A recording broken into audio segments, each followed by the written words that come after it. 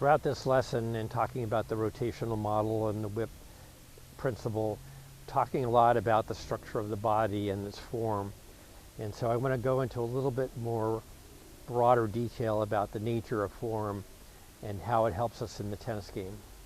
First, any movement, whether it's tennis or any other sport, is immensely complicated when we break it down into all of its subparts, the micro movements. And so we need a way to create a unified effect and a unified result with all these different actions that we're taking. And so form becomes the container that contains all these different movements in a specific way for a specific result. Next, form helps us integrate the actions of the lower body and the upper body. As I mentioned, with almost all recreational players, we see very little contribution with the lower part of the body. It's excluded from the action, essentially. So in Federer's form and the hoops that he creates in the legs and the way he transmits that into this release moment, we see the form that integrates the power of the lower body and the upper body. The same thing with the integrating the hitting side and the non-hitting side. Typically we see recreational players, swinging something like this with this non-hitting side and arm tucked down here and not doing very much.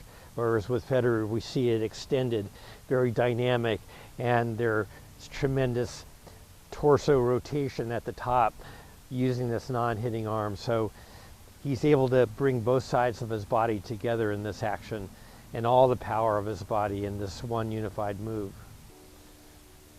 Form also allows us to maintain the momentum of the kinetic chain from the ground up all the way through contact and the follow through. With the linear model and this split hands action that freezes everything, the whole dynamic action of the kinetic chain is sort of frozen there. Whereas with Federer, everything is moving and flowing all the way through to the very end. There's no stalls and freezes.